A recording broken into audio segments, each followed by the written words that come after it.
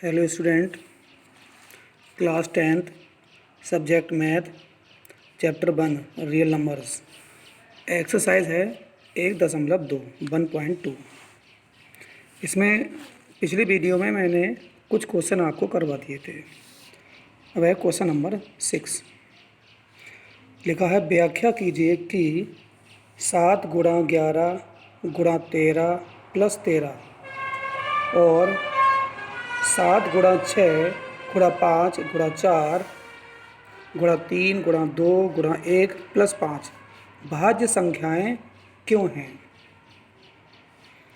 तो सबसे ये दो सवाल हैं। ये पहला इसका भाग जो है लिखा है 7 गुणा 11 गुणा 13 प्लस 13। तो हम यहाँ देखेंगे या तो हम इन तीनों की गुणा कर लेते हैं और इसमें 13 जोड़ लेते हैं, या फिर इससे भी सरल तरीका है कि यहाँ से यहाँ तक एक पद कहलाएगा और उसके बाद में प्लस है, ये दूसरा पद है।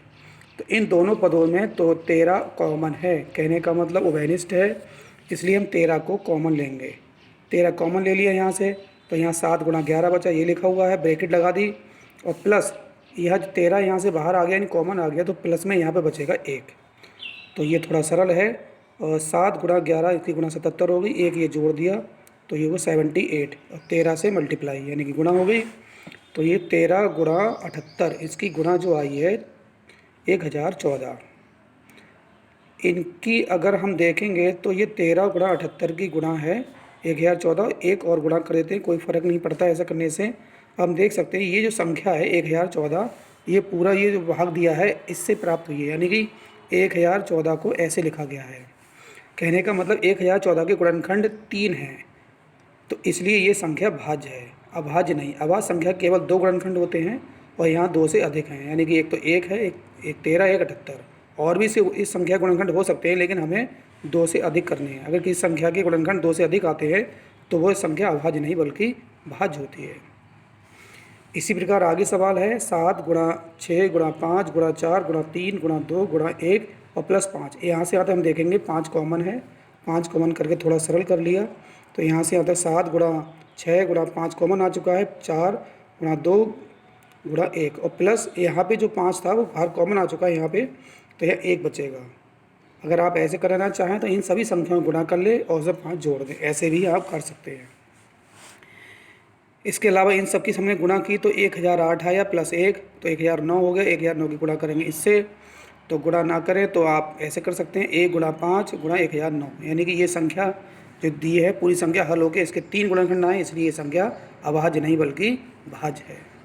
ये प्रश्नावली में आगे जो सवाल 7 है वो हमने आपको होमवर्क दे दिया, कर सकते हैं, और किताब में आप देख सकते हैं सवाल को। आगे एक्सरसाइज 1.3 का पहला सवाल है, सिद्ध कीजिए कि √5 एक अपरिमेय संख्या है। देखिए हमने आपको बताया था परमेय और अपरिमेय संख्याओं के बारे में।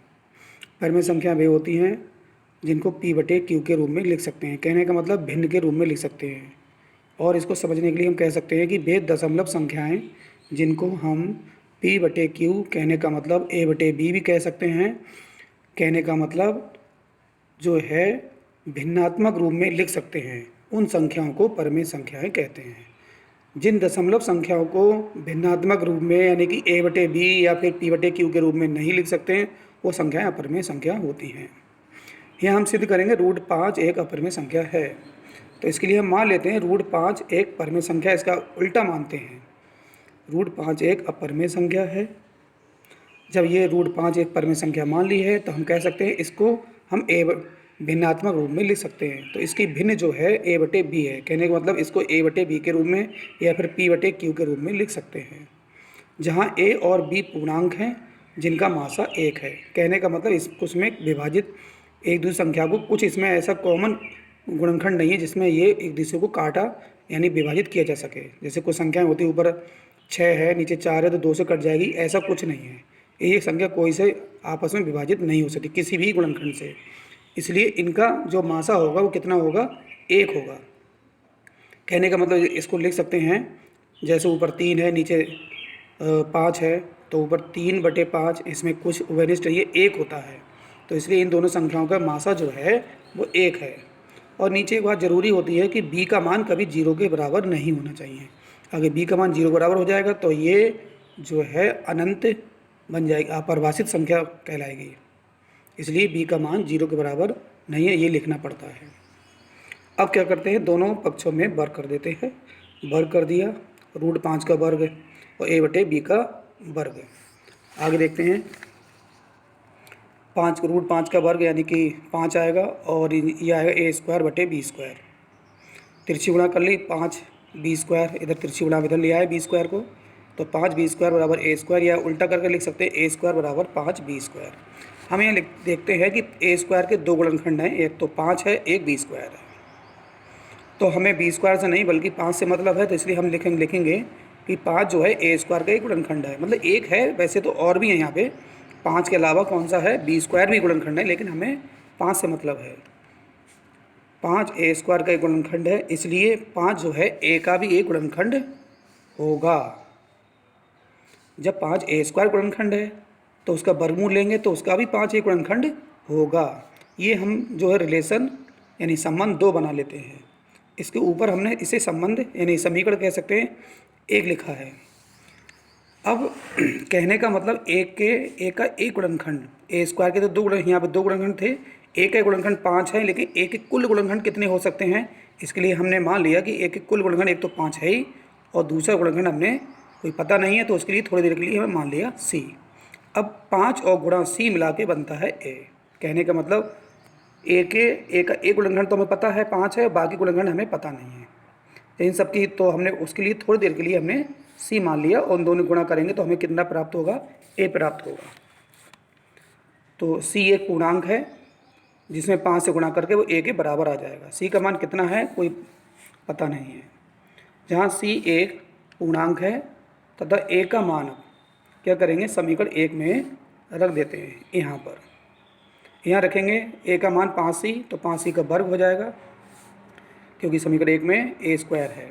तो a का मान 5c लगा दी, a का स्क्वायर, इधर 5b² चल रहा है, 5 का वर्ग 25 और c² यानी c² हुआ 5 × b²। 5 से 25 काट दिए, यह 5 बार आया, 5 को नीचे ले जा सकते हैं, इस प्रकार काट दें, यहीं से डायरेक्ट काट सकते हैं। तो 5c² बराबर b², उल्टा कर लिखेंगे b² बराबर 5c²। हम यहाँ देखेंगे कि b² के दो गुणनखंड हैं 5 और c²। तो 5 जो है b² के गुणनखंड है, वैसे तो c² भी है, लेकिन हमें 5 से मतलब है। 5 b² के गुणनखंड है, इसलिए 5 जो है b का भी एक गुणनखंड होगा। जो है इसे देखते हैं, इसे संबंध 3 दे देते हैं, और यहाँ पर संबंध 2 है। संबंध 2 में है 5 a² के गुणनखंड है, और यहाँ पर 5 b² गुणनखंड है। अगर दो संख्याओं में एक ही गुणनखंड आ रहा है तो उनका अगर हम मासा निकालें तो वही संख्या होती है, यानी कि मासा वही संख्या होती है जो दी गई संख्याओं में उभयनिष्ठ हो। तो 5 b² गुणनखंड है, यानी कि, और यहाँ पर जो है 5 a² गुणनखंड है, इसलिए a² और b² इन संबंध 2 और वह 3 है। इससे हमें ये निष्कर्ष निकला कि 5 a और b दोनों का गुणनखंड है, तब जो है a और b का जो मासा होगा 5 है, क्योंकि 5 a में भी आ रहा है और 5 b में भी आ रहा है, इसलिए a और b का जो मासा है वो 5 होगा। परंतु ये हमारी जो कल्पना के विरुद्ध है। क्यों विरुद्ध है? क्योंकि हम ऊपर देख चुके हैं कि क्योंकि a और b का मासा क्या है, 1 है। पीछे हम शुरू में यानी आरंभ में मान लिया हमने कि इनका मासा a और b का कितना है, 1 है, क्योंकि a और b में कुछ उभयनिष्ठ गुणनखंड नहीं है 1 के अलावा, इसलिए इनका मासा 1 होगा। यहाँ पर हमने जो सिद्ध कर लिया है कि a और b का जो मासा 5 है, जो हम लेके चले वो चीज़ तो यहाँ पे बाद में अलग हो गई है, कह सकते हैं ये हमारी कल्पना के विरुद्ध है। इसलिए √5 परमेय नहीं बल्कि कैसी संख्या होगी, ये अपरमेय होगी। अगर ये परमेय होती तो यहाँ पर भी a और b का मासा 1 ही आता, 1 नहीं आया बल्कि कितना आया है, 5 आया है। इसलिए ये हमारी कल्पना के जो हमने कल्पना कर रखी है, मान लिया है, उसके विरुद्ध है। इसलिए ये √5 एक परमेय नहीं बल्कि एक अपरमेय संख्या होगी। इसी क्रम में आगे जो सवाल है, सवाल नंबर 2, सिद्ध कीजिए कि 3 + 2 √5 एक अपरमेय संख्या है। फिर मान लेते हैं माना 3 + 2 रूट 5 एक परमेय संख्या है, अपर में है तो उसका उल्टा मानेंगे, और जब परमेय है तो इस पूरी संख्या को a/b के रूप में या फिर हम p/q के रूप में लिख सकते हैं, जहाँ p का मान शून्य नहीं है। यहाँ देखते हैं हमने क्या करा, पीछे 3 को उधर ले गए, 3 का पक्षांतर करा दिया, बराबर से उधर ले जाने पे a/b और -3 इधर से आया है जो 3, और इनका एलसीएम लिया यानी कि लासा लिया तो 3 भी आया, दोनों के नीचे भी लिख दिया हमने एलसीएम लेने के बाद, और लिख भी सकते हैं, और 2 को नीचे ले आए क्योंकि त्रिची गुणा में 2 नीचे ला सकते हैं। हम ये देखते हैं यहाँ a और b पूर्णांक है, a और b पूर्णांक हैं, ठीक, इसलिए a - 3b/2b ये पूरी संख्या, जब ये संख्याएं पूर्णांक होती हैं तो ये पूरी संख्या कैसी मानी जाती है, एक परमेय संख्या मानी होगी। ये पहचान होती है, अगर a और b पूर्णांक हैं तो ये पूरी संख्या कैसी होगी, परमेय संख्या होगी। a के मान कुछ ना कुछ तो रहे होंगे, या मतलब कुछ मान सकते हैं, तब ये हम a और b की जगह कुछ भी प्रतिस्थापित कर दें या मान लें तो ये संख्या देखेंगे परमेय संख्या आएगी। लेकिन बराबर से इधर ये जो परमेय संख्या है तो इधर भी परमेय संख्या होनी चाहिए, लेकिन हम इधर देखते हैं रूट 5 है, रूट 5 एक कैसी संख्या है, अपरमेय संख्या है, परंतु रूट 5 एक यहाँ अपरमेय संख्या है, ये हमने देखा, इसलिए ये एक परमेय संख्या एक अपरमेय संख्या के कभी बराबर नहीं हो सकती, इसलिए हम कह सकते हैं ये एक ऐसा है विरोधाभास है। अतः 3 + 2 रूट 5 जो दी गई संख्या है वो परमेय नहीं बल्कि अपरमेय संख्या होगी।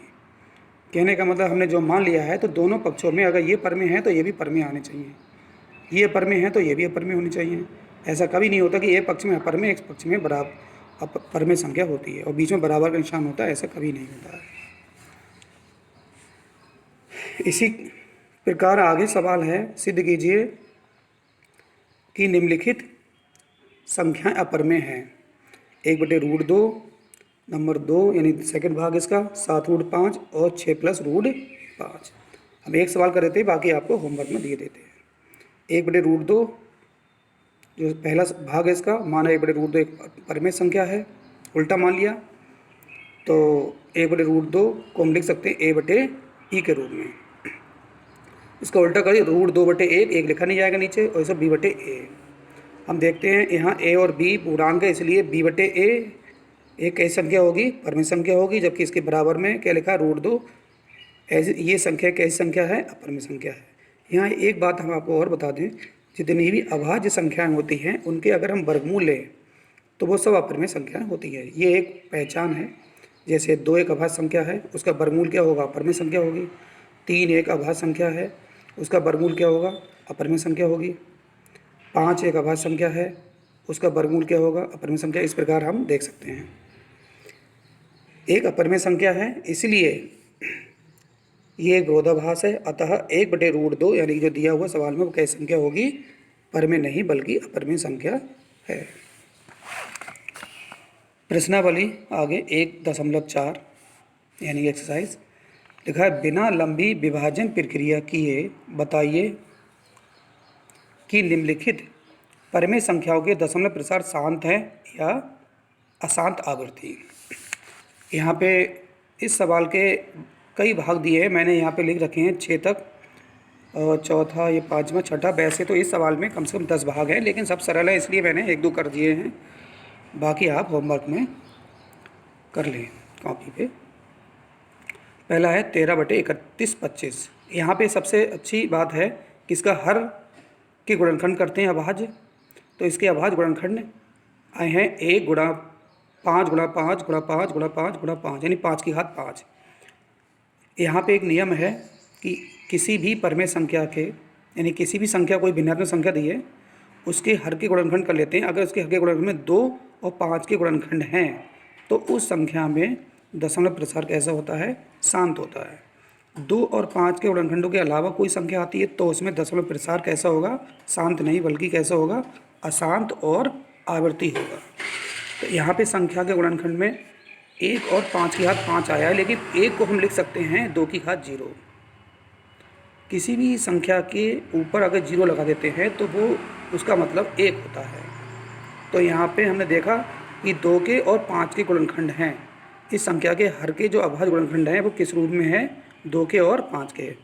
तो हमने यहाँ लिख दिया है कि चूंकि यहाँ हर के अभाज्य गुणनखंड 2 की घात m, ये एक रूल बना दिया है, रूल है, और 5 की घात n, यानी कि 2 के गुणनखंड और 5 के गुणनखंड हैं। इसलिए संख्या 13/3125 में दशमलव प्रसार कैसा होगा, शांत होगा। आगे इसका मैंने एक भाग और कर दिया है, बाकी आपके लिए सब होमवर्क में 29/2 की घात 2 इंटू यानी गुणा 5 की घात 7 गुणा 7 की घात 5। यहाँ पे गुणनखंड किए हुए हैं, यहाँ देखेंगे हर के गुणनखंड कैसे हैं, 2 की घात m, ये 2 की घात 2 हुआ, और 2 की घात 5 5 की घात 7, यहाँ लिखा है 5 की घात n के रूप का है, परंतु 7 की घात 5 भी इसमें सम्मिलित है।